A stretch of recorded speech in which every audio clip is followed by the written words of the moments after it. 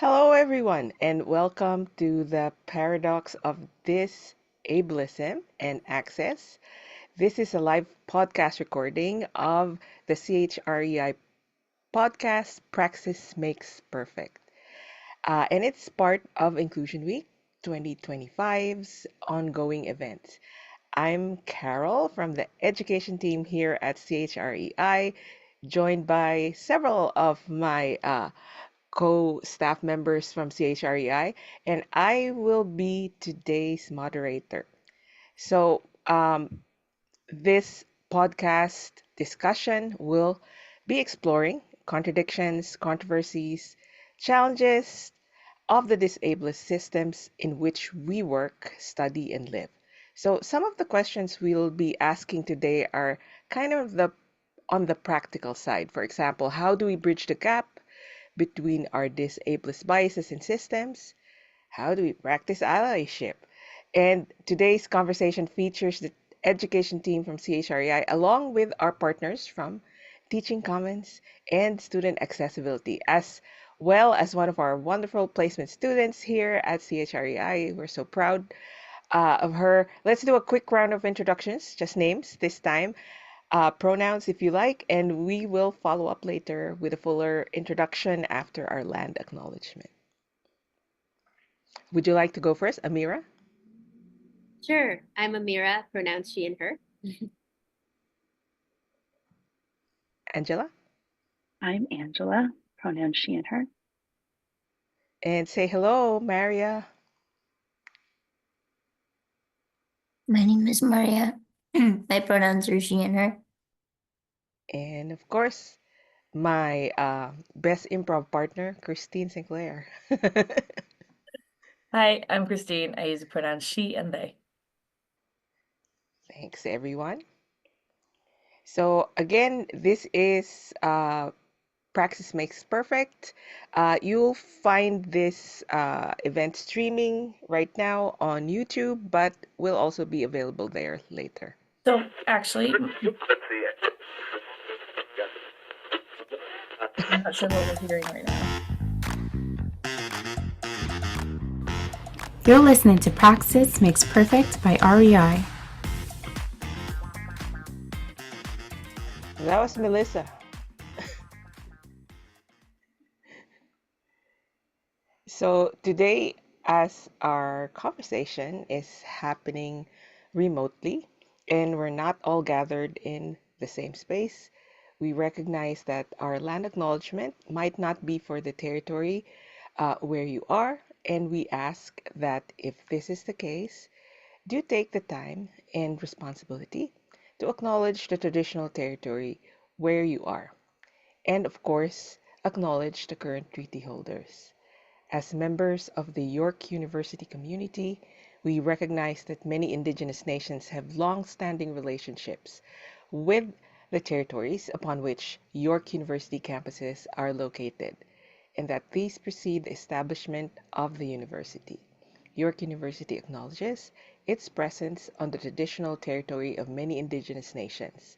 The area known as Takaronto has been caretaken by the Anishinaabeg Nation, the Haudenosaunee Confederacy, and of course the Huron-Wendat.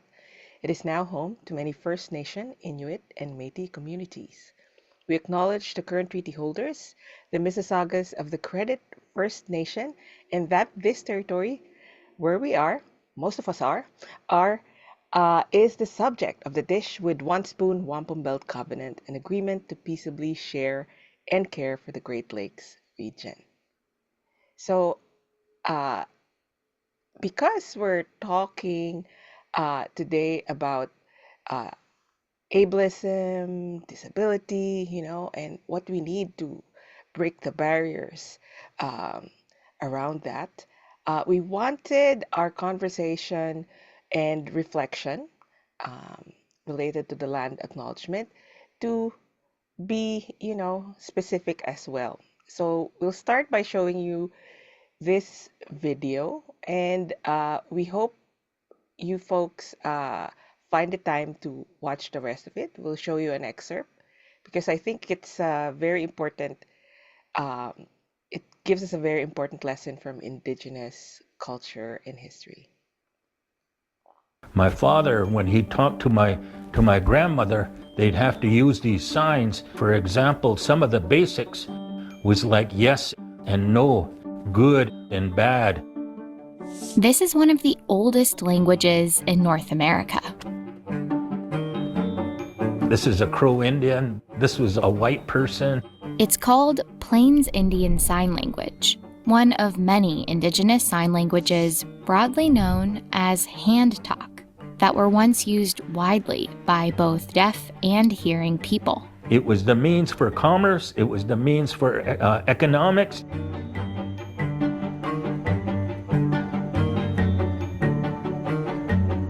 Variations of hand talk were so commonly used that it would influence the formation of American Sign Language, or ASL, the predominant sign language used today in the US and Canada. But hand talk has mostly been written out of history.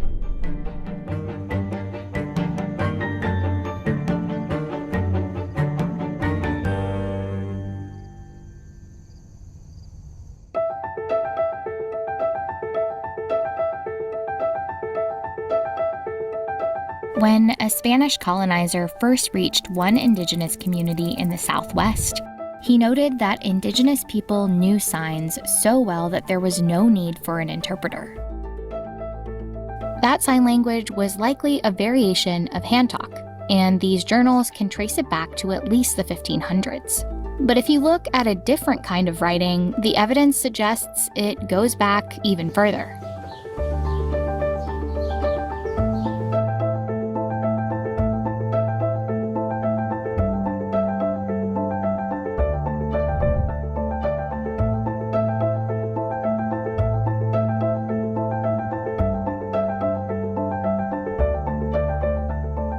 There's also rock writing depicting prayer versus a similar sign for prayer, or a symbol for elder indicating a person with a walking stick versus a sign for elder. And this, a symbol for hunger versus a sign for hunger. Hand talk, which researchers also call North American Indian Sign Language, has many regional variations, like Northeast Indian Sign Language here, or Southwest Indian Sign Language here, as well as tribe-specific variations within those regions. And here, from the Gulf Coast region up through the Great Plains into Canada, was the home of Plains Indian Sign Language. PISL is... We hope you like that. One particular insight we can draw from that is, in it always, I find it profoundly touching, and because it's so different from today, everyone, needed to learn it, and it wasn't anything viewed as special effort, you know, or something that people considered altruism. It's simply the way of being, right? That people needed to communicate as inclusively as possible. So this definitely actually piques my interest to learn more about it, and we'll definitely share the resource with you. My father. So, some housekeeping guidelines. We want our conversation today to be very chill, and so we encourage folks to ask questions. And again, just a reminder, if you are okay with being recorded, when we acknowledge you, when you ask a question, do feel free to turn on your microphone and camera. For folks more comfortable with using the chat, go ahead and do that. And our topic today is disability and ableism. And one thing we do have in common is uh, the panel here is composed of members of the Community of Practice on DEDI, a group convened by the Teaching Commons, Amira, which has in the past been behind the Trauma-Informed Pedagogies Workshop, which was actually one of the key topics of that workshop. So to get us started and for folks to get to know our panel a little bit better, Let's go around. Can you describe and share your connection to our theme and topic to the of discussion? So it could be personal, professional, of course, perhaps activism. Uh, who wants to go first? I can see Amira beaming. You're it. Am I beaming? Okay, that's great. So hi everyone, I'm Amira. I'm an educational developer of equity, diversity, and inclusion in the Teaching Commons. I'm happy to be here today. So this topic has interested me and it resonates with me professionally and personally. I'll share a little bit about the personal aspects. So I had meningitis when I was in my undergrad, like when I was doing my undergraduate studies. And as a result, I've had some issues with cognition, like cognitive processing, memory, short-term memory, information retention, things like that. And I noticed that post meningitis, my experience in higher education was very different. I was in the same system, but I was having a much more difficult time navigating the system. And I kind of rolled with it for a while, but it wasn't until I was doing my graduate studies, specifically in my PhD, during the comprehensive examinations process. There's very rigid um, uh, expectations and directions that you have kind of have to follow.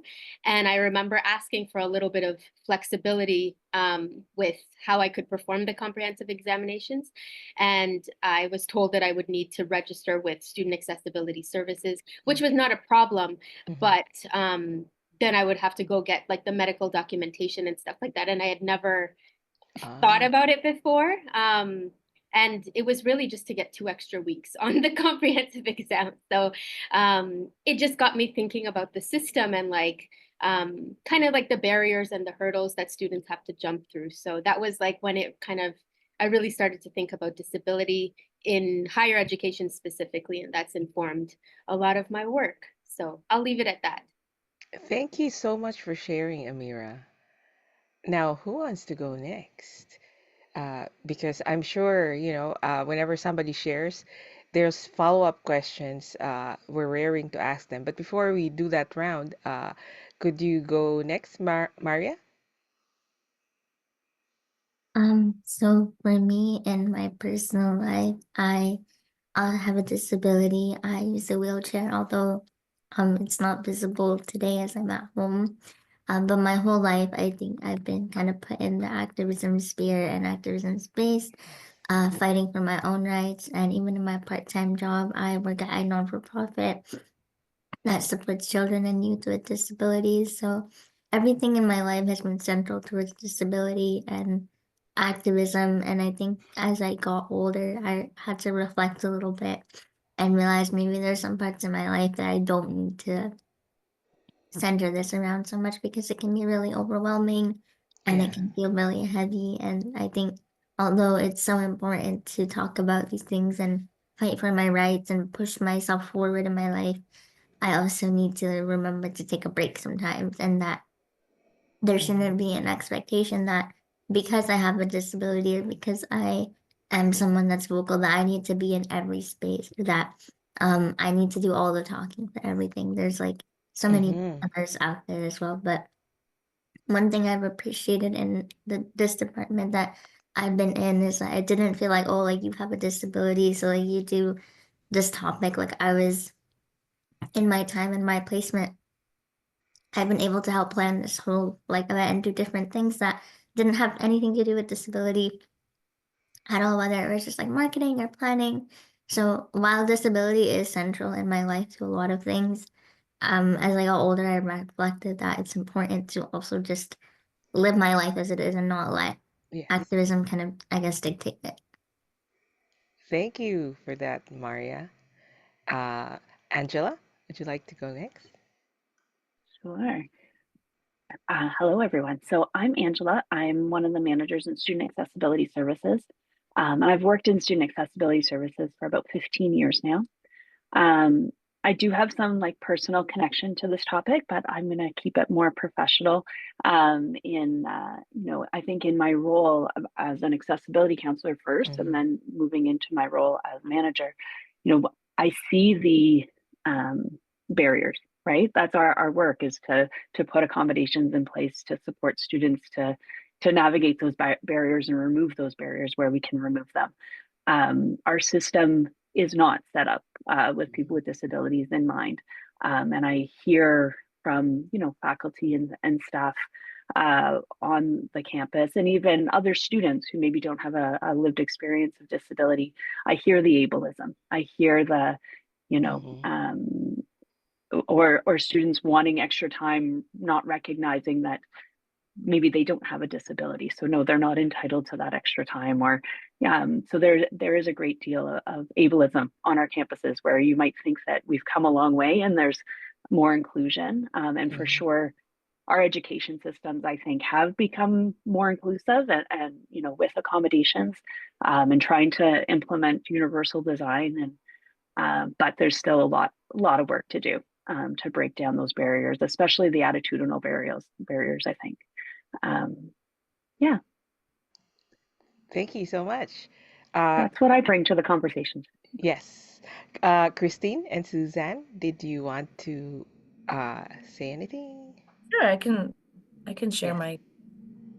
my so I come at it more from a mental health approach. I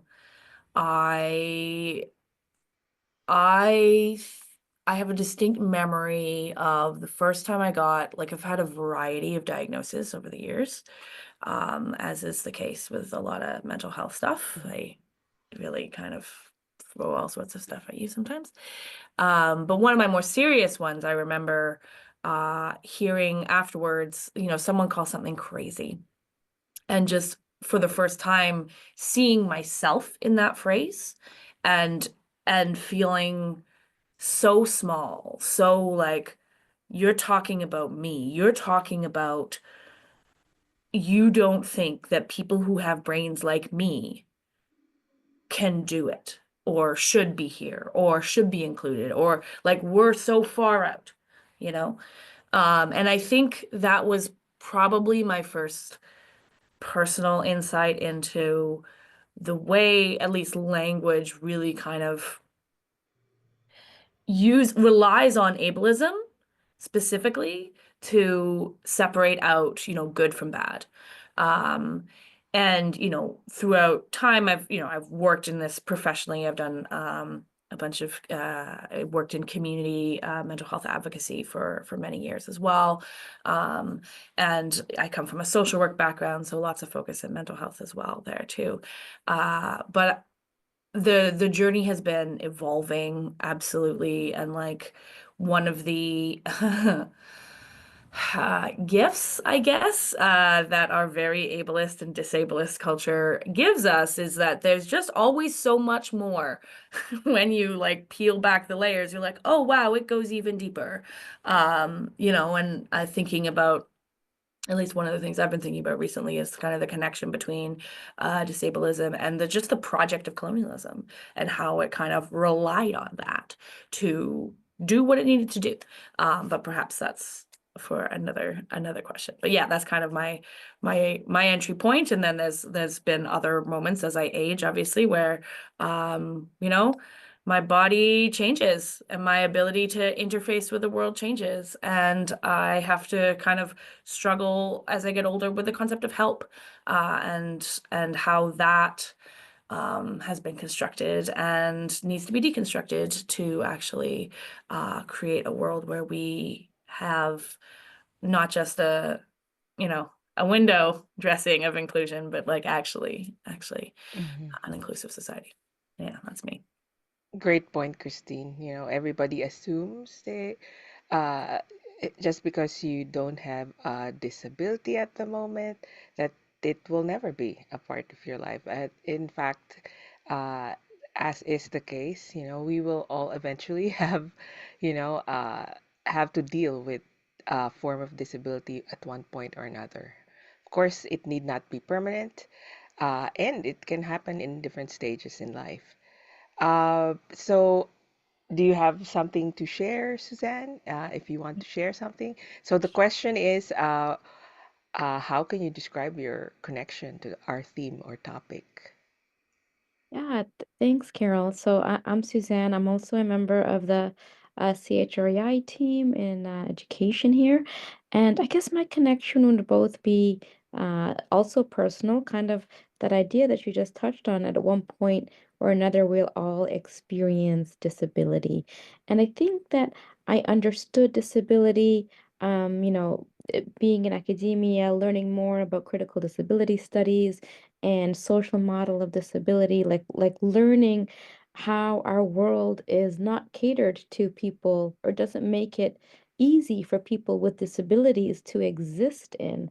And I guess one of my personal reflections or experience with that is that I sprained my ankle a few winters ago. I slid on some ice and was in a boot for a while. And at that time, I was working at Brock University, and the campus. Then so I needed to find elevators that worked because it was difficult to climb stairs with your boot on, and it also bothered my ankle a lot. But in order to find the elevator, I would have to walk and walk and walk and walk really far through the building to be able to find an accessible or an elevator that worked and to be able to get to the classes that I needed to be in.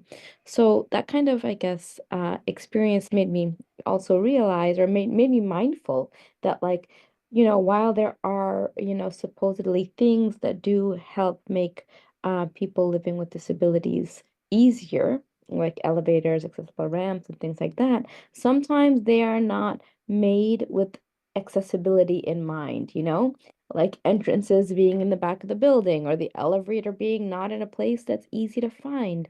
So I guess this is kind of where I'm entering it from, like understanding that um while there has been lots done by way of making especially university spaces more accessible, we still have ways to go to get there. Thanks, Suzanne. So, if anybody wants to ask a question directed at any of our resource persons about what they shared, do feel free to use the chat and we'll give that a little bit of time towards the end.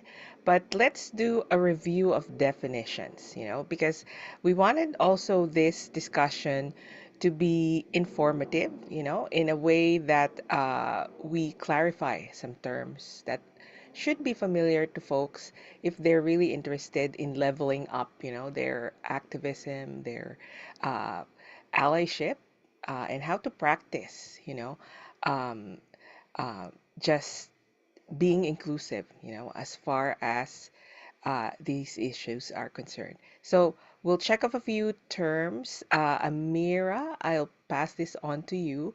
First of all, how do we define disability? Mhm. Asking the big questions, Carol. Yeah, it's a great question. And one that is not easily answered because disability can be defined in so many different ways. I believe my colleagues are going to speak about the different models of disability a little bit later, so I won't get into that. But a common source for defining disability is the AODA, Accessibility for Ontarians with Disabilities Act. At the moment, their definition is quite broad. So it mainly states that disability can happen at birth or through an illness or injury. They acknowledge that it's mostly based on the medical model, which we'll discuss in shortly. So they want to kind of expand it more to incorporate more of the social model to have a more balanced view of disability. And also, like you mentioned, Carol, just through the process of aging, a lot of people will experience disability in some way or another, whether it's permanent or not. So they do acknowledge that they want to also focus on disability through the life course and through aging in that way. So there's no clear kind of definition of disability, but um, it's kind of based on how you interpret it as well. So once we talk about the different models, that might make a little bit more sense. But two other terms that are important to define that we we'll be Mm-hmm. discussing quite often through the session are ableism and disableism. So ableism is basically privileging non-disability or non-disabledness. So it's kind of it relates to the example that you gave, Suzanne, where you had to walk and walk and like, kind of navigate a long journey to find access through like an elevator when you had your boot.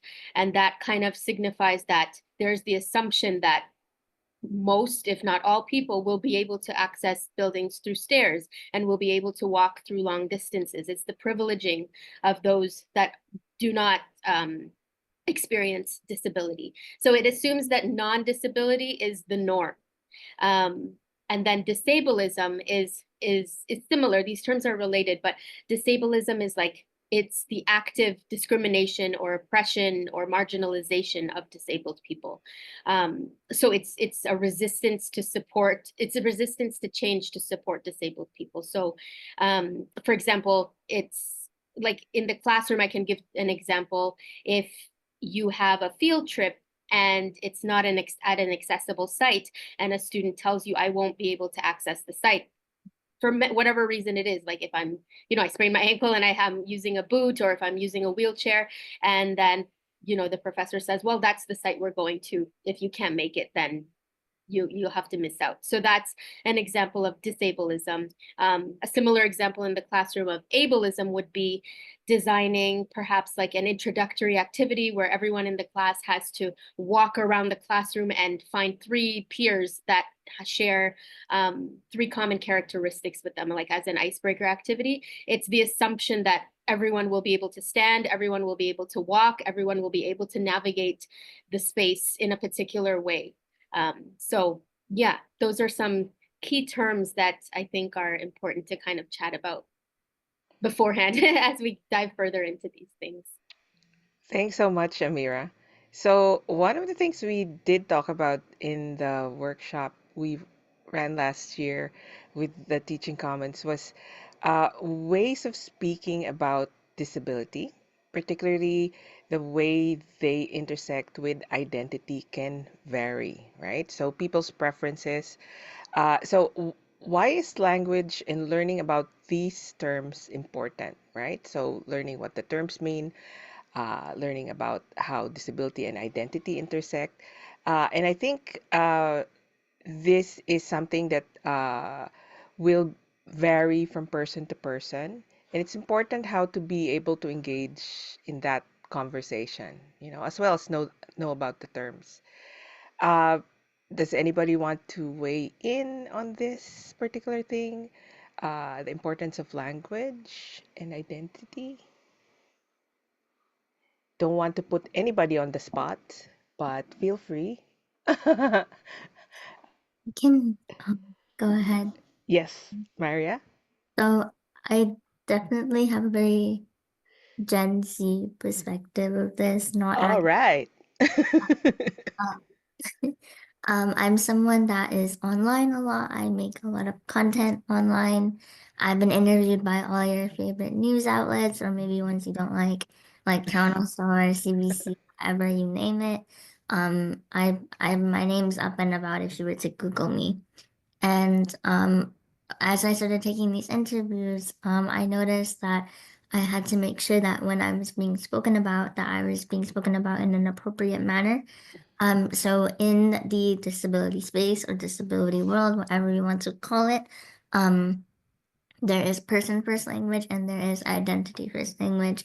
And I know this is brought up a lot and there's a lot of controversy and a lot of so much opinions about it. I think the way I see it is whatever you are comfortable with is what is important, how you want to be spoken about, how you want to be addressed. So for me, when I would take an interview, I would make sure the interviewer said that Maria is a person with a disability. I was Mm-hmm. not comfortable with using Maria is a disabled person. This Mm-hmm. obviously came from a personal perspective of trauma, bullying, etc., you name it. Um, the way you talk about anybody, regardless of disability, gender, ethnicity, anything, the way you talk about them in it sort of interjects the way the world views them. So when you start talking about disability and you say like, oh, like it's a limitation or it's a hindrance or anything like that, what you've done is you put a bias in somebody's mind, and now when they view anybody with a disability, they will start to think like, oh, like this person cannot. That is the first thing that will come to their mind. I know at this point, I'm sure everyone has seen online campaigns about the R word and slurs that come up with disability too. I think more often than not, a lot of slurs and casual ableist language has been let slide, especially in my age bracket too. I know the amount of times I've had to ask somebody not to use R word around me is very troubling, because it's very common in my age group online. I've had this word also thrown at me lots of times too, and it's very difficult, and it can be like a really big headache in its own right. But I'm a firm believer that the way you talk about yourself or the way others talk about you kind of pushes a perception out. So I just think it's important to be mindful of the words we use, the language we use, and how we use them. Thank you so much for that. And Maria is, as Maria was mentioning, by the way, we realized as soon as we got her as our placement student, oh my, oh my, she's TikTok famous. She's social media famous and media famous as well. So definitely a lot of experience there. And thank you for enlightening us about the difference, right? The person first versus the other one might be the more common one for folks who are not used to the person first yet. But I think the person first should be the default, though, you know? I don't see anything. And again, it depends whether people are comfortable having it the other way. Thanks so much for weighing in on this issue, Marion. Marion McGregor, of course, is our executive director at CHREI. We know Marion is an expert in this field as well, and uh, you should go watch her conversation tomorrow. There's a follow-up to this topic, by the way. So if we can move on to our next question.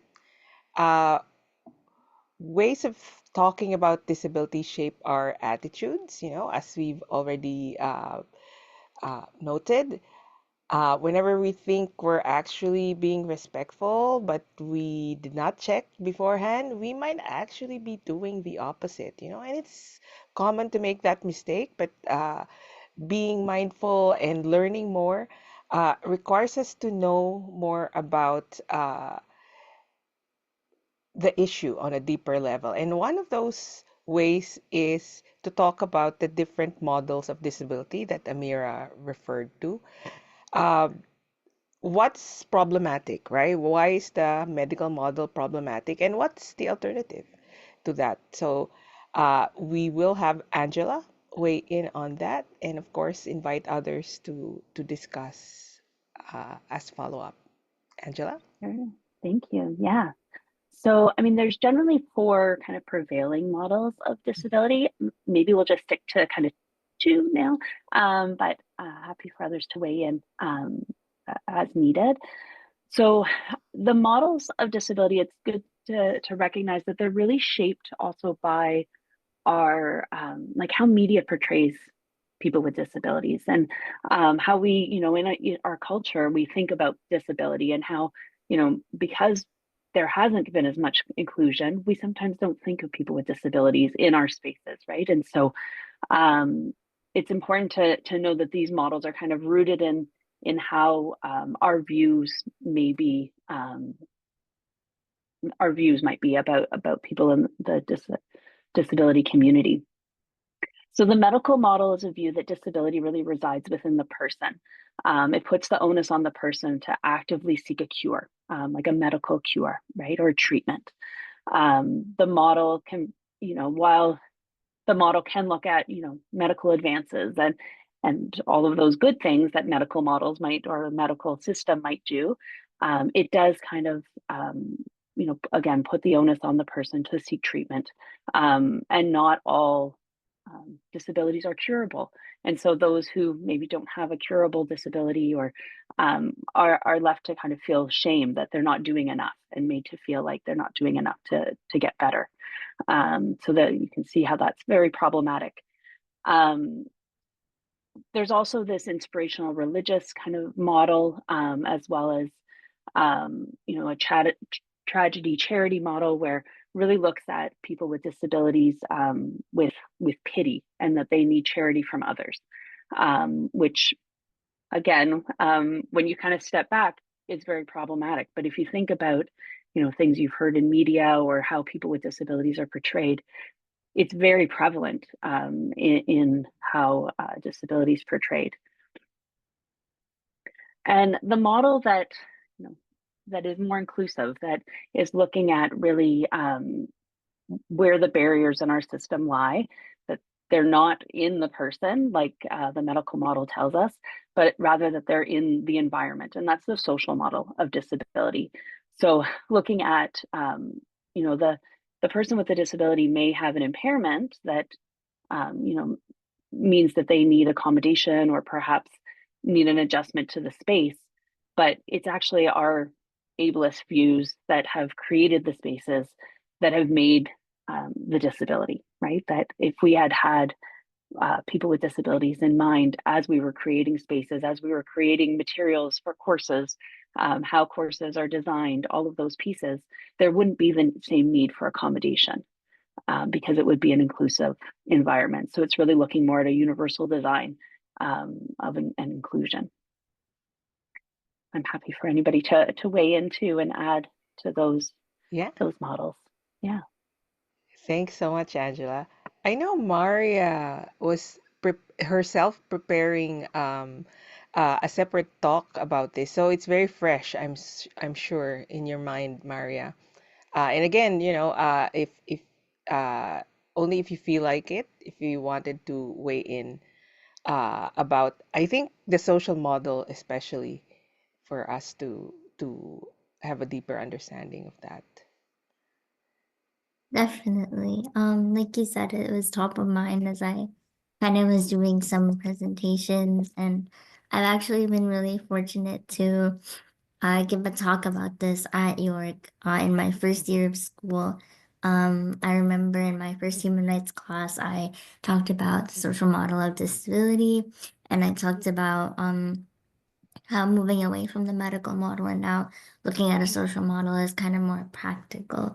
So the way I present and talk about the social model of disability is kind of just imagine the diagnosis or the disability or whatever, however you want to approach it, is in the center. And outside of the center, there's like all these different arrows and lines pointing to laws, constitution, education, quality of life, relationships, family, friends, institution, however, I could go on and on. These are all different things that provoke essentially the ableism that a person with a disability faces. So it's not my fault that there is a big staircase in the building and no elevator. It is the fault of the contractor who made the building to only put a staircase or put an elevator that's in the far end of the building with no pass key, and you can't even, we were talking about this the other day, that you can't even get up to. The fault of the barriers I face in society are not mine. Rather, they are the fault of the surrounding institutions, the lack of inclusive design, the lack of inclusion in our policies. I was at the United Nations in September for a youth project, and I was speaking to all these terrifying people. Some of them were even from Biden's council who came because they had paid for the breakfast. I don't really know what they were doing there, but they certainly were not checked into what the youth were saying until it was at the end of the talk that I was mentioning um, there are so many people that are in this room, and you all have a seat here, and as do I, because it is our human right. But just because you're sitting in this chair, it doesn't mean that you're comfortable. It doesn't mean that you actually feel like you belong in this chair. So you could pull up a seat for me, or you could make a space for me, but do I actually feel like I'm able to be a part of what is going on? That day too, the building they picked, the stage was not accessible. We had to sit on the floor in like a little circle. So I said, this is the perfect example of poor design and poor execution. You think you're including me by bringing me into the room, but I can't be a part of the room in the way that we were intending to. Yeah. So the barrier there was the lack of consulting with me, the lack of research about the hotel space they were booking, and also prioritizing aesthetic over accessibility. And this is the United Nations, right? So Yeah. if the UN can do it, I cannot imagine what other institutions are capable of doing. But that's essentially the way I view the social model and how I teach it, is that it is external factors that bar me from living my life. It's not me. The cliche saying is it's not me, it's you, but that's kind of what it is. Yeah, it's a very good way of capturing how ableism, permeates ableist society, and people take for granted that, the world ought to be shaped in the ways that the able bodied people, those without disability, can move around, and doesn't just even give another thought, So even in an event that was purportedly about disability, this is mind blowing. So, Marian also shared a very important note in the chat about the rights-based model. And it's an important addition to the ways of thinking about disability. Did you want to weigh in on that, Marian? Sure, I'd be happy to. If I don't take away from your invited guests, I'll just take a second to talk about the rights-based model for a minute. So if we think of the social model as a response to the medical model, and it's not a full response, it has its critiques and the way that how does impairment play out in our life. But aside from that, the rights-based model might be in some ways a response to the charity model, and another place to work alongside the social model. So I don't think it's a replacement of the social model, but I do think it can work along with it. So it's a perspective that even in a society, for a second, pretending for a moment that had no barriers or any other forms of discrimination, people still have needs that require positive response from the state. So we still have social, economic, cultural needs that we still need a response to. And where does that response come from? It's not necessarily, doesn't necessarily have to be a response to the ways that a charity model will depict folks with disabilities as someone in need of help. So what it looks for is how those needs can be associated with a rights-based approach. As my participation in society or in my role in society, I have the right to that kind of participation. So it's a kind of a shift to the sort of a civil rights approach to the work. And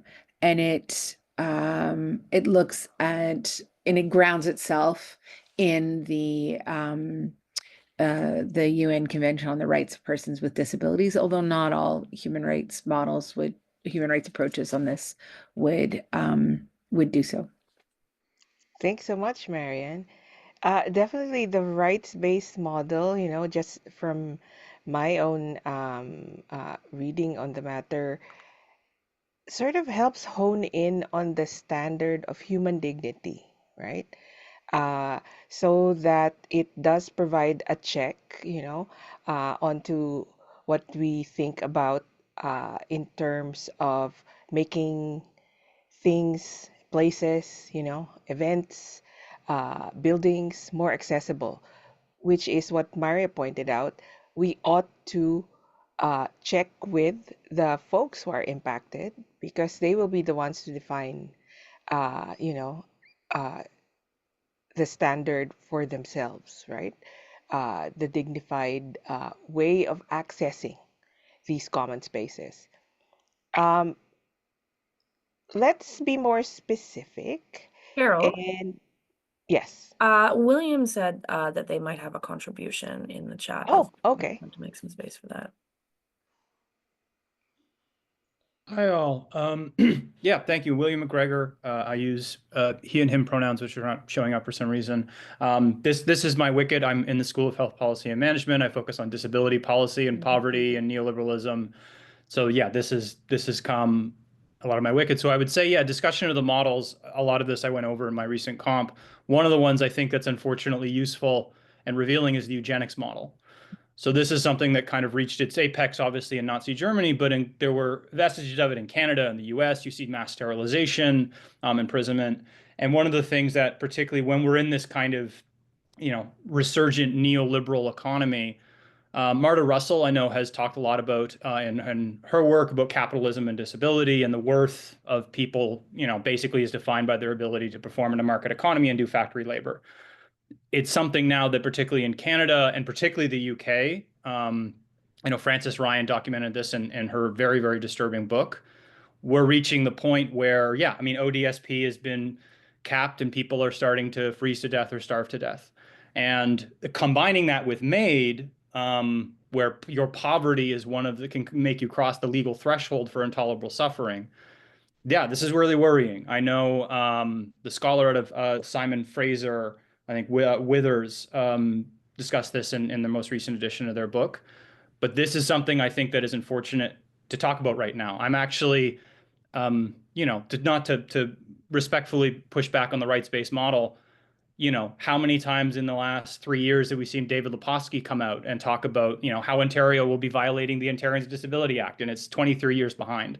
The rights-based model without an actual enforcement mechanism, I think, is really, really limited. And so this is a topic that I study, and I can tell you from the 4 years I've been in this program, in the PhD program, is only getting worse. And so, yeah, I think talking about this issue, accessibility, the value of people who don't conform to the kind of neoliberal political economy is really, really important. Yeah, so I would say the eugenics model is something that in my work I'm increasingly looking at, because that may be what the medical model was all along. Anyway, thank you. Thank you. So just to segue, we were getting a bit more specific about everyday situations.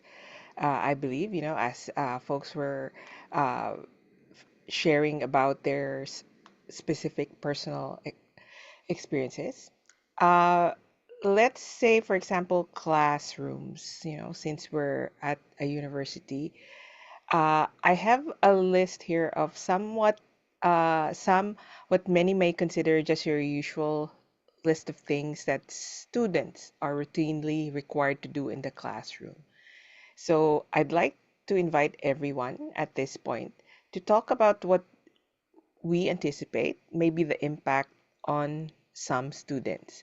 And the reason we're doing this is, I think, talking about examples is the best way to familiarize ourselves with situations, that might be out of our own experience. And it's a very basic step, in working on allyship and being more supportive in practice.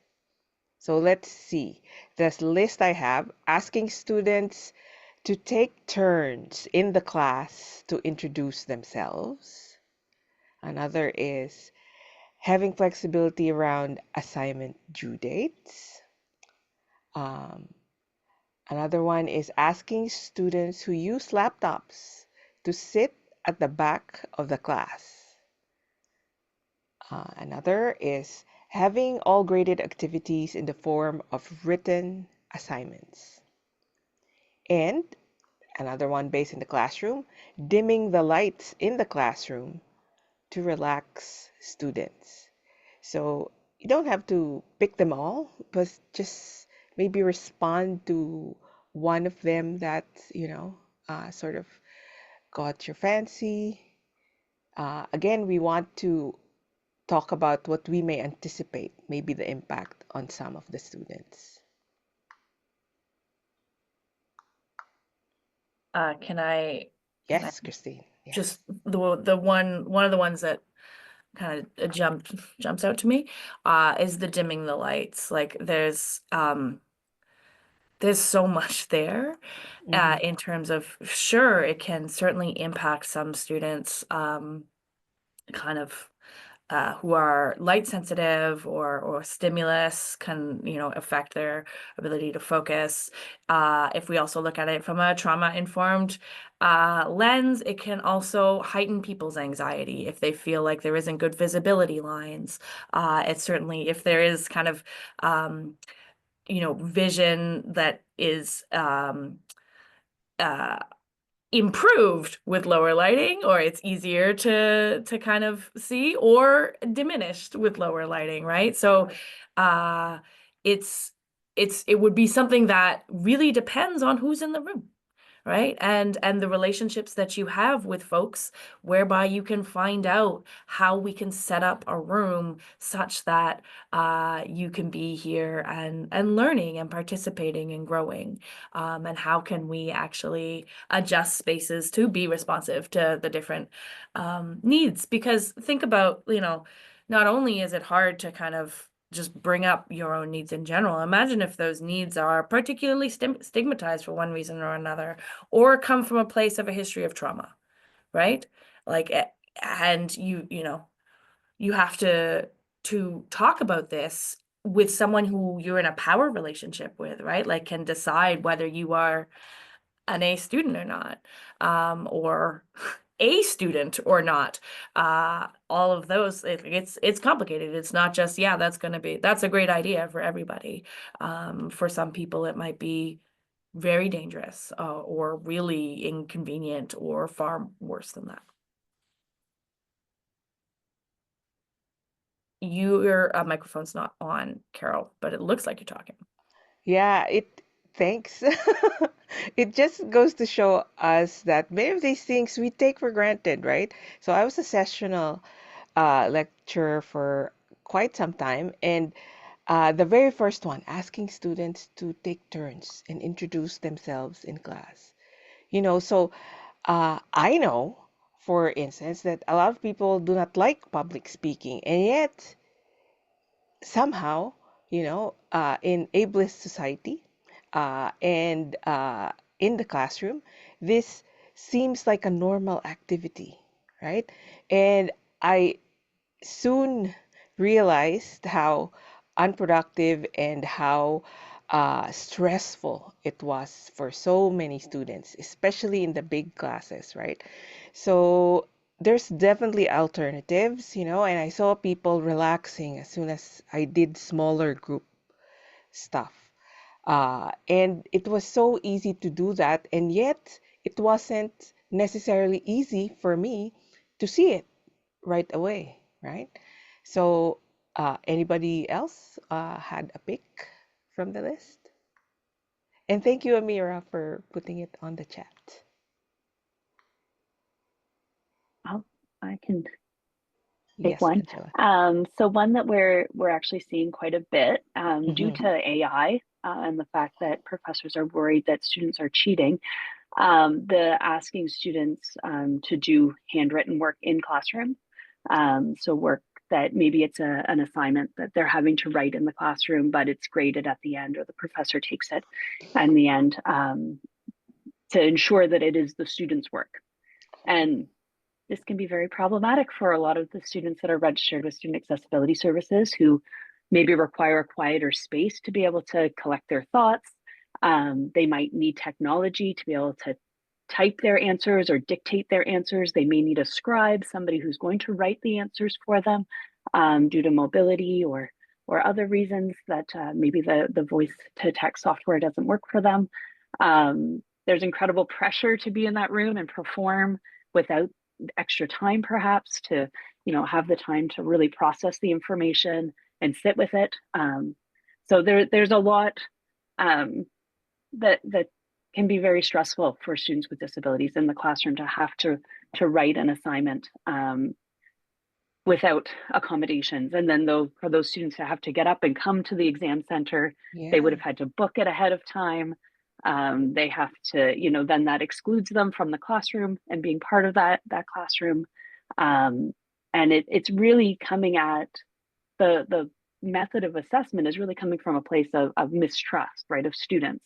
It's not coming from a place of trying to find an equitable and inclusive type of assignment for everybody to do, or how to participate so the professor really can understand everybody's level of knowledge.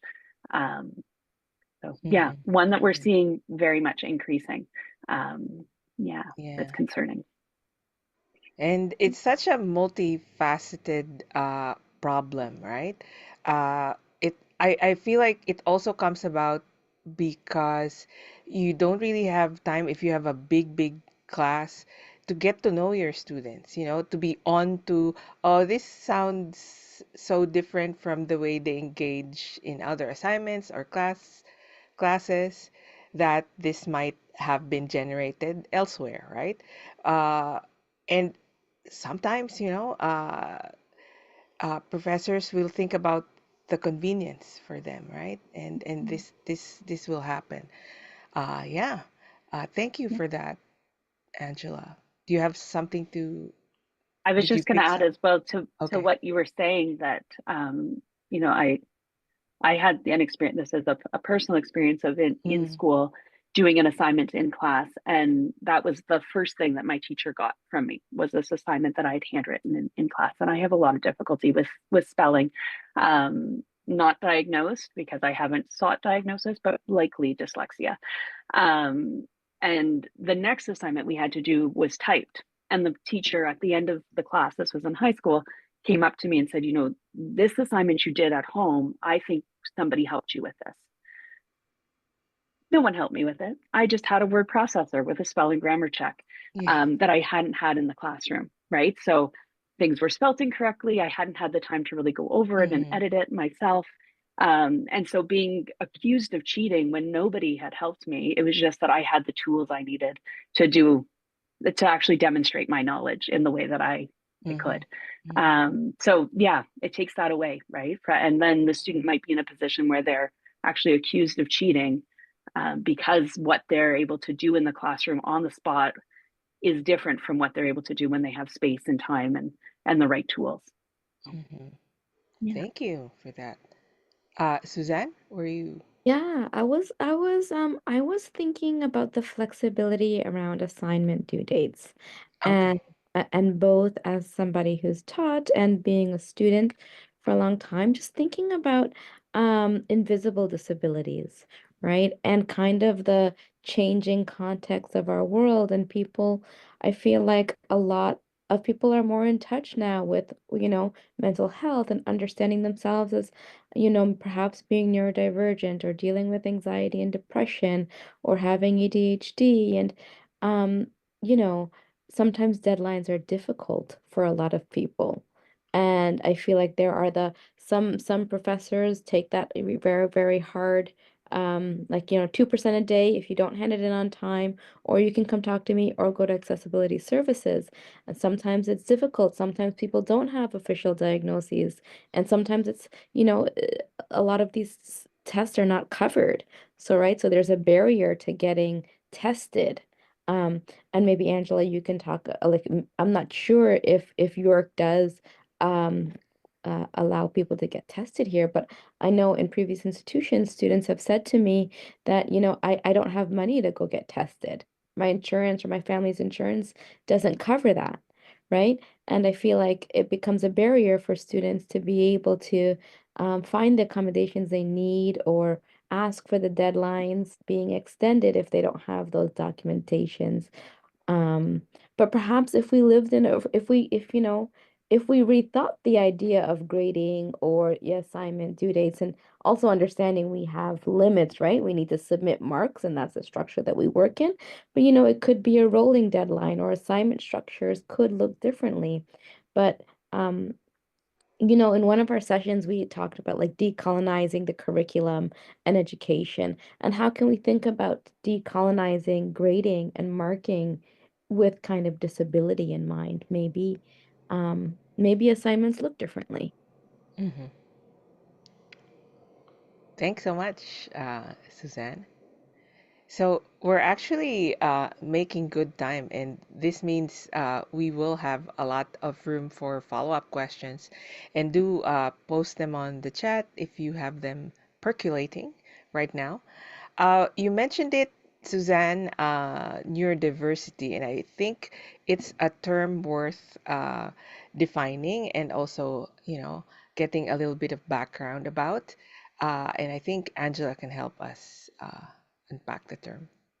Sure. And I'm always happy to go back to the question around documentation. We can definitely explore that later if there's time. So yeah, the term neurodiversity was it came to be from a sociologist named Judy Singer in the 1990s. And it was to describe the normal variation in brains. So our brains develop in lots of different ways, and this is very normal that there's variation in how they develop. So it was a bit of a social movement. It was a really situated around autism and the like being proud of being autistic and seeing autistic minds as as valuable as what quote unquote normal or like typical brains. And so it was really to kind of see that there is a lot of variation in how brains are structured, and now it's kind of more focused on not just autism, but it also includes, we call them neurodevelopmental conditions, but things such as ADHD, learning disabilities like dyslexia, dysgraphia, dyscalculia, and Tourette's syndrome all kind of fall under that umbrella of neurodiversity. And these are often, they're present at birth. It's just how somebody's brain has formed, but it does inform how they interact with the world, perhaps. How they account for time, if they, often people with neurodiversities are those outside of the box thinkers, right? That don't necessarily always think on the linear path that we're expected to. Yeah, and while many individuals do find lots of different ways to navigate the neurotypical world, those who are neurodiverse may need accommodations. They might need other tools, right, and strategies to support themselves in a world that wasn't necessarily created with the variety of brains in mind. Mm-hmm. I'm very interested in how the term has become quite popular in usage lately. And from what you were telling us about how it was coined and the context of it being used within autism, for instance, it seems to me, and this is just my layperson's impression, that the current popular usage is somewhat broader. It's so broad that um, the claim or the definition as it seems to sound seems to apply to everyone, right? So how would you think about what the positive or negative impact of that using the term? Because I've read some reactions from from the sectors who want to make sure that even if we do sometimes engage in the popular usage, where we should be mindful of also looking at how we might be watering down the claims of folks who do need the accommodations, as you were pointing out.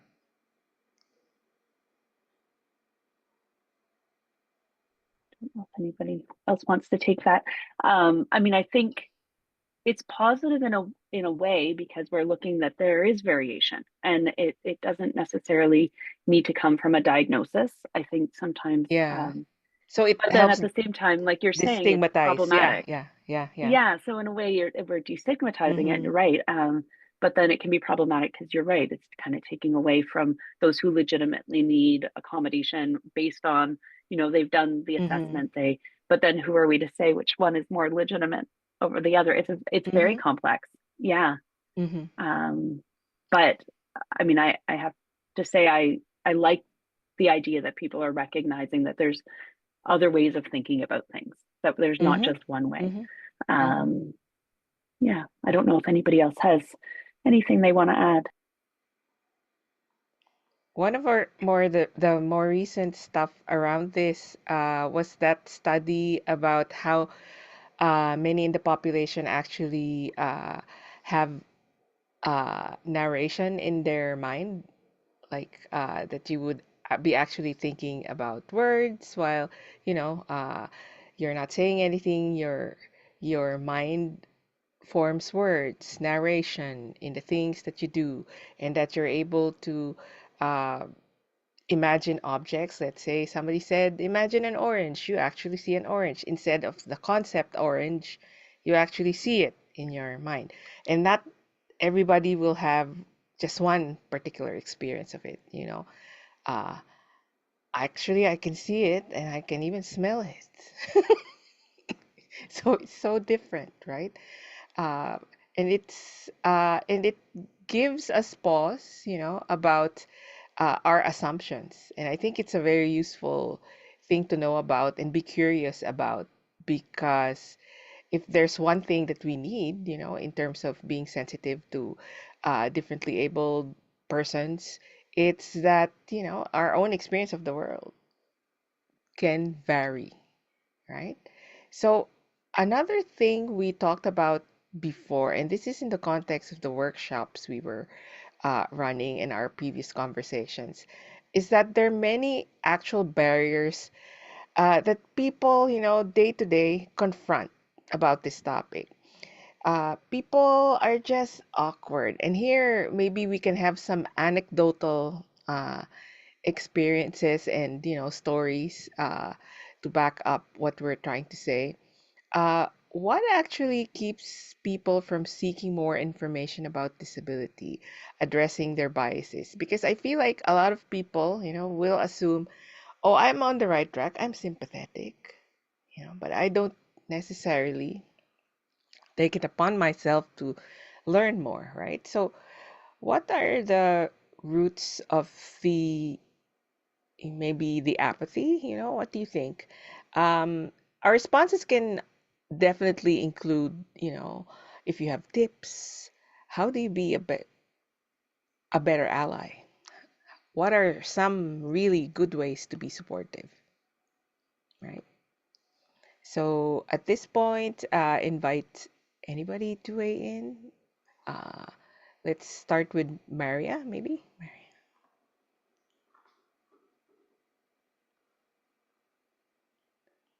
Sorry, I lost the mute button. It like flew to the Just corner. like me.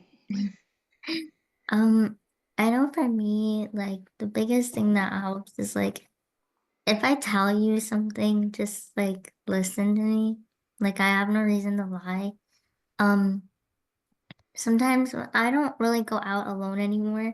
I always take a friend with me because I've learned my lesson that I cannot go out in public as a 20-something young woman in my wheelchair because I will get harassed. I will get chased down. I'll have people unsolicited trying to touch my stuff, my wheelchair. Like you wouldn't grab a person when they're walking. I sure hope not. So the hope is that, you wouldn't grab my wheelchair either. It's creepy, it's weird, and it makes me really uncomfortable because I see my wheelchair as a part of my body. So if you're grabbing that, that's an extension of me. If I say I'm fine, just listen to me. Or also, I really appreciate when I don't have to like always remind you of my presence or always remind you of my accommodations and things I need. Constant reminder shows me that you don't care or you don't care to learn.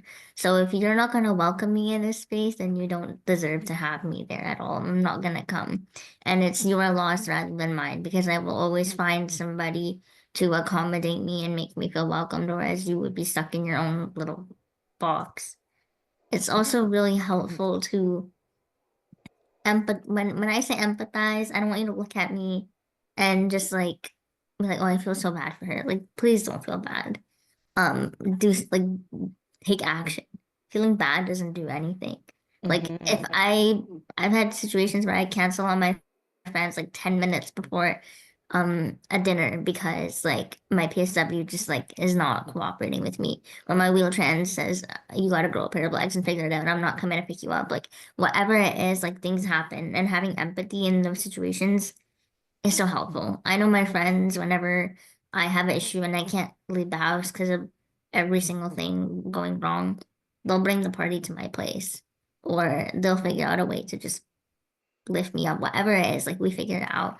But having empathy in those situations and knowing that things are not always in my control is so helpful. So I guess to summarize, like listen, take initiative, and empathy goes a long way, but just make sure you're using it in the right mannerism. Yeah, thanks for weighing in, Maria. If it's okay with you, I can share one experience I've had with Maria and listening to Maria. I was once Maria and I were gonna grab a bite, so I helped her with her coat, and Maria said, "You did that. You did that. That's very good for the first time." And she gives feedback. I was so delighted. And so when we were back and I was helping her remove her coat, I was acting so gently and said, "It's okay, Carol. I'm not made of glass." That's what I love about Maria. And I learned, right? Um, but also I think it takes risks. You know, it takes taking risks from us to learn. And so if it may not always be clear when it's appropriate to ask a question, but definitely,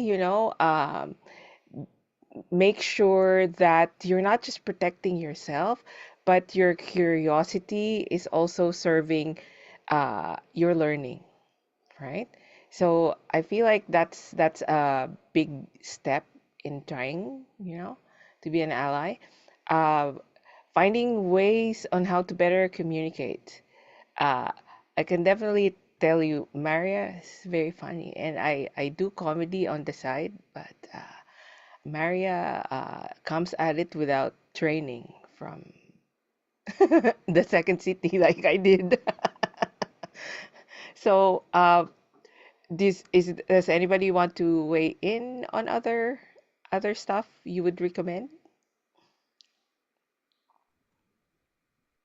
Yes, Amira.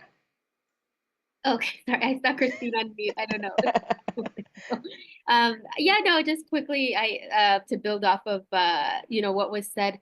I think because in this question, it's about people who want to do better, but just kind of, struggle or don't really know how to open up the conversation. So it's people that want to be allies, but kind of, you mentioned like there's that awkwardness or I don't know where to start.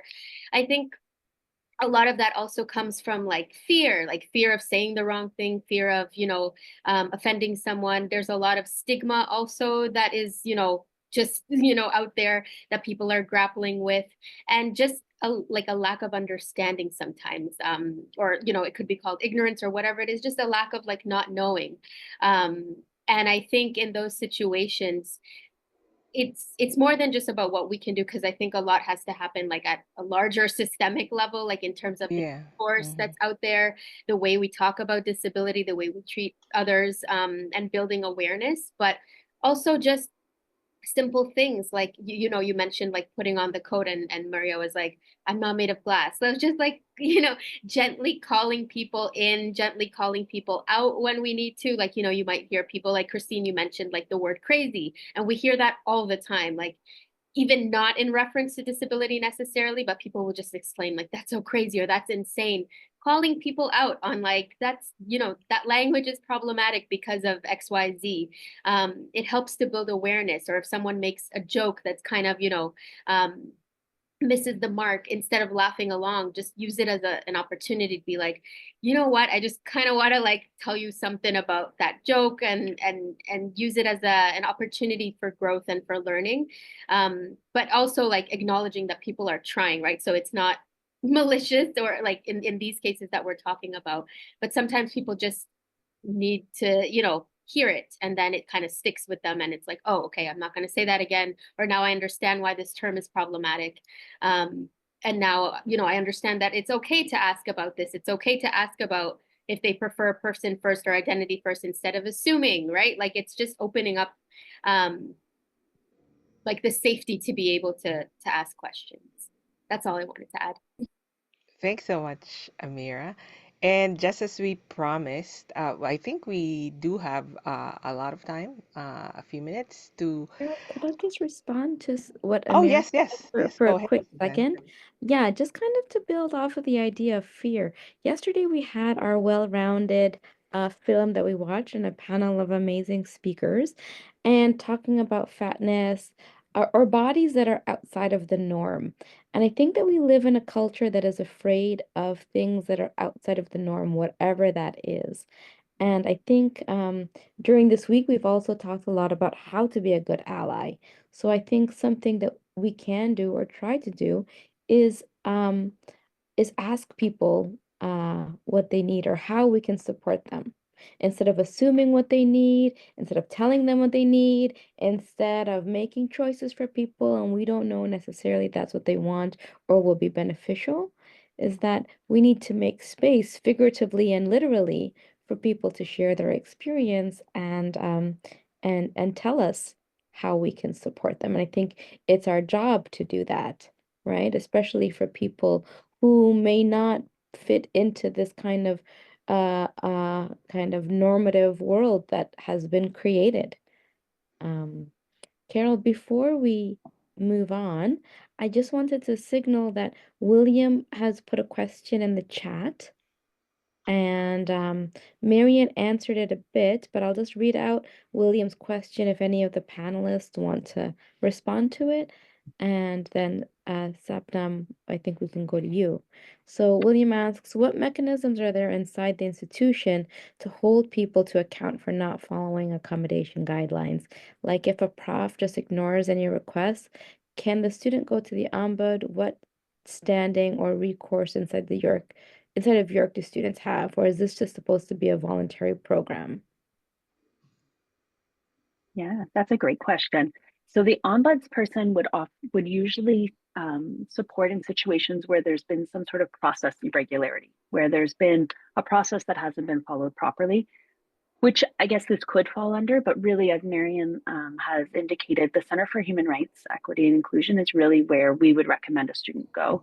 And in student accessibility services, we will also consult with the Center for Human Rights to discuss the situation. If something's come up where, a professor has said that an accommodation isn't possible, then we will also consult to ensure that we understand from a human rights perspective, what is the professor kind of allowed to,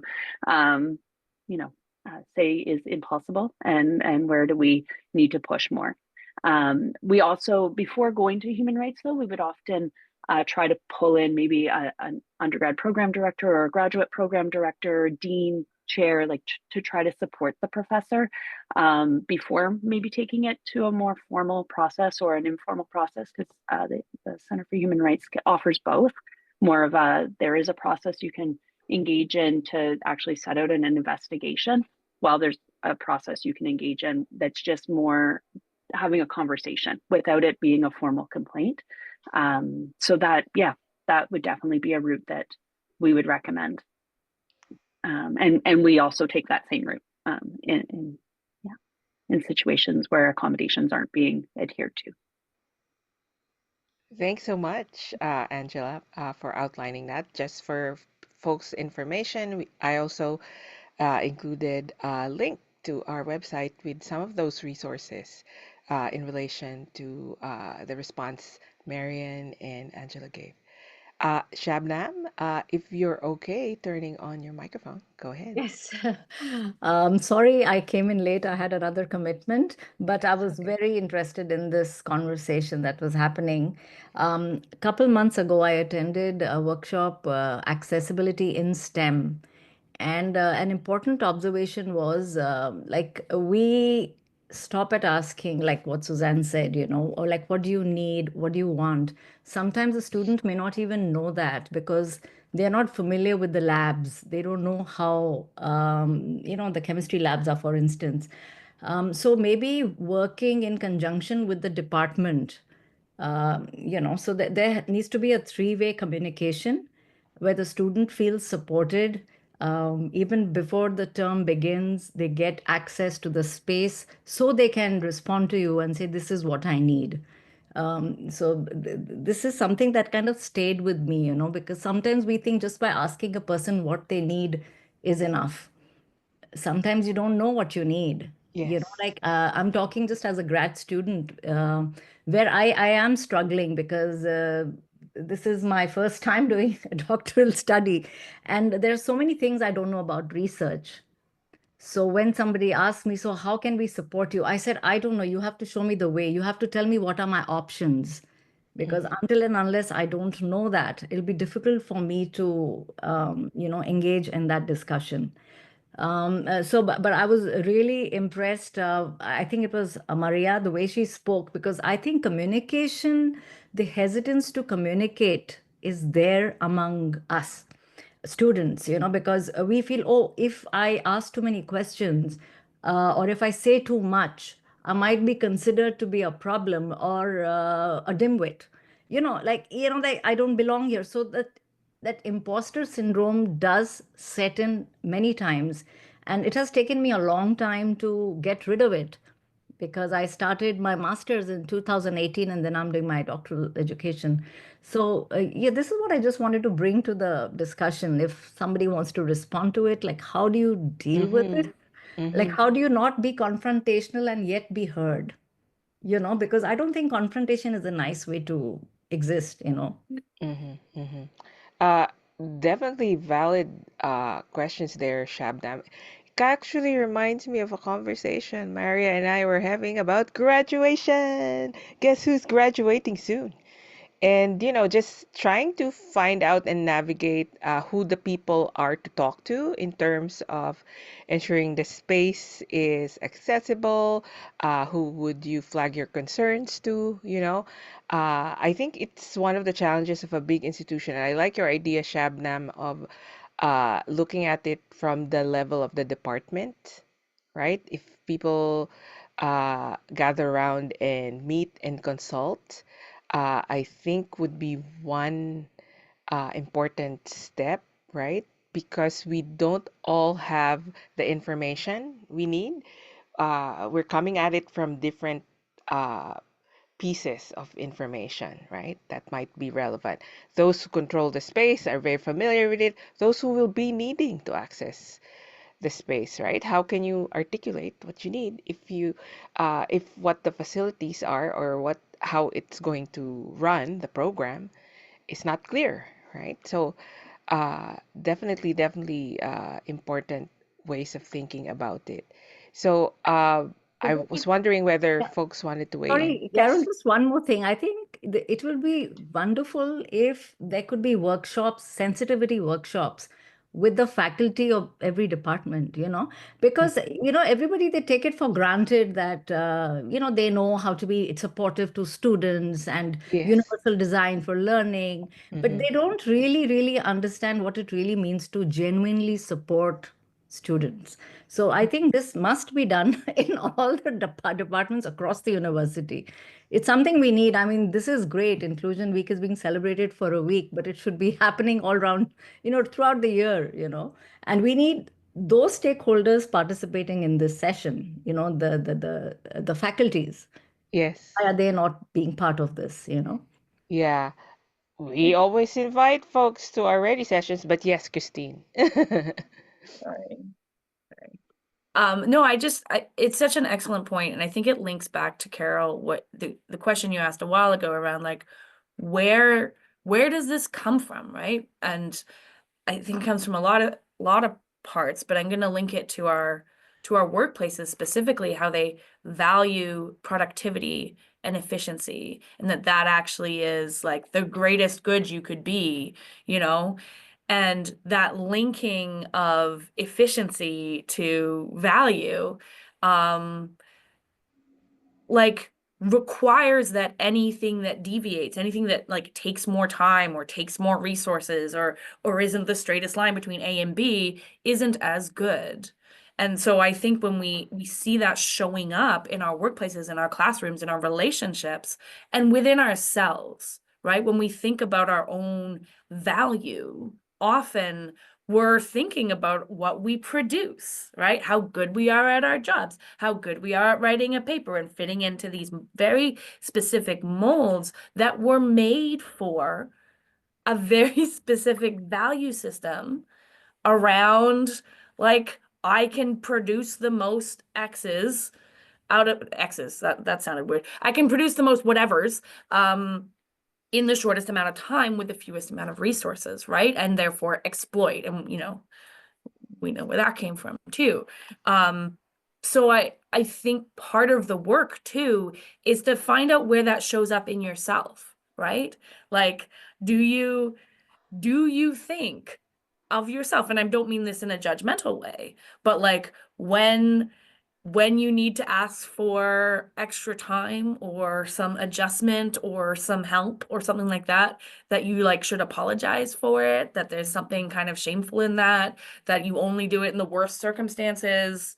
Or do we normalize that as like, that's actually how we interact with each other? Like, I just need things to be done slightly, you know, this way, and you need them that way, and we're going to just take a little extra time, and that's okay to ask for, and that's okay to do, right? Because I think there's often two narratives going on when, you know, folks think, yeah, I'm happy to accommodate, but I'm not going to ask for it for myself. And that shows up institutionally. Right. And I think, and Shabnam, your point around like how hard it is to ask for it, right? We have our own internal resistance. We have our own internal stories that keep this stuff in place. And obviously, I'm not trying to say all the work needs to happen internally. Obviously, there's a lot of institutional support that can be, you know, shifted, and we can try and reimagine things too. But we also need to understand that like we're holding this in our own ways as well. And so some of that work, you know, I appreciate a workshop with faculty would be great. But so much of it is like, it comes from our families, right? And like our childhood and our relationships, and, you know, how we move through the world. And that is deeper work. It's harder work. And how do we as an institution support people to have that kind of ability to change that way and to grow that way? I see William's hand is raised. I think we're running out of time though, and I didn't want to, end because we end at 11:30. Do email us your questions, and we'll make sure we get you connected to the right resource person, William. And thank you so much for the engagement. I just wanted to give everybody a little bit of time to weigh in. You know, what would you recommend, as a next step, or maybe recommend a favorite resource if you have any. And if we don't have time to go around, not everybody needs to, we can definitely share that with folks in our post session email. Is there a hot resource that folks would like to recommend? Well, one thing I would say, and it relates to Shabnam's question, is to promote our Ready series. We do offer a universal design, universal learning design module, course, session, workshop, and it's part of our Ready series. We offer it in partnership with the Teaching Commons every year. And I guess just more faculty need to learn about it, and maybe sign up for it.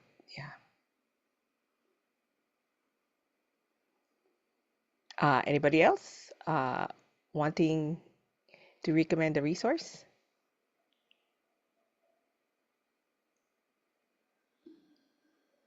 Oh, thank you for that. So we're getting books.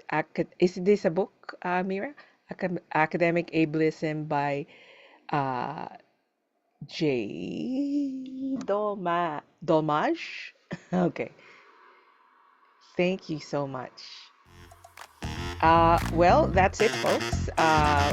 We will definitely get in touch with you to share those resources with you in our post-session email. And as always, thank you for participating. We do have a couple more Inclusion Week events coming up just this afternoon. There's 2 more happening, and tomorrow 2 online events as well. Thanks, everyone. Bye.